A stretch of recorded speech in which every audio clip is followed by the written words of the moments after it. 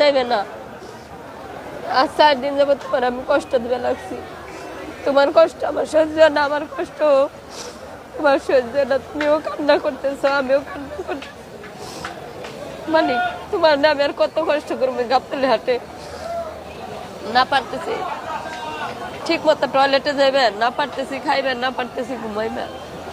কোন হৃদয়বান ব্যক্তি যদি থাকেন আমার এই মানিকটারে নেতৃত্ব মূল্যে কিনে নেওয়ার, তাহলে আমার মানিকটারে নিয়ে কোরবানি করবে।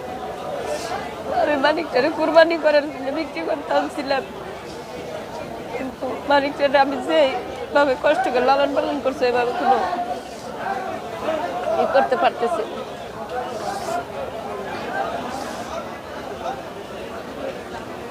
আমার মানিকটারে নিয়ে আমি কষ্ট করবা লাগছে। খালা, বাংলাদেশে কি একজন ব্যক্তিও নাই আপনার এই গরুটাকে ক্রয় করার মতন?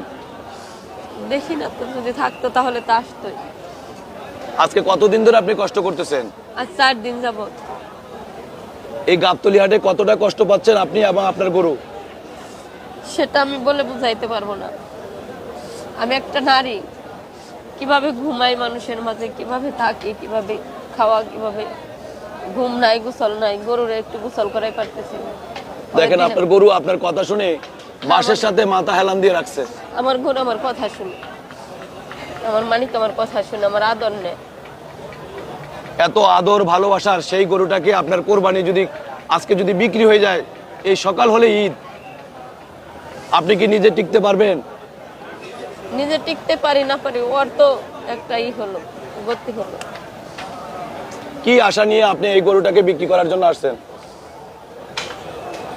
আমি ওরে কুরবানির জন্য, কুরবানি দিবে মানুষ নিয়ে এই আশা নেই। আমি ওকে কুরবানিতে চলে যাব, আর আমি কিছু অর্থ পেলে সেখান থেকে ভালোভাবে চলতে পারবো, এই আশা নিয়ে আমি ওরে লালন পালন করছি। খালা, কেমন দাম বলতেছে একটু বলবেন?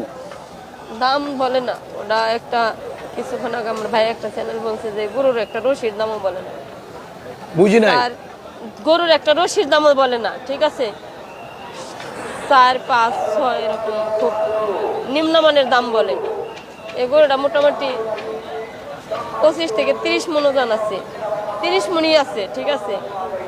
এই গরুটার কোনো দাম বলে না। আপনি কি হতাশ? অবশ্যই হতাশ। আমি আর কিভাবে গরু পালবো, কিভাবে আমি আর এদিকে আগাবো, আমি বুঝতে পারতেছি না। মানিক, মানে তোমার তুমি কষ্ট দিতে দিতে আমার আর সহ্য না। আজকে কত দাম বলে?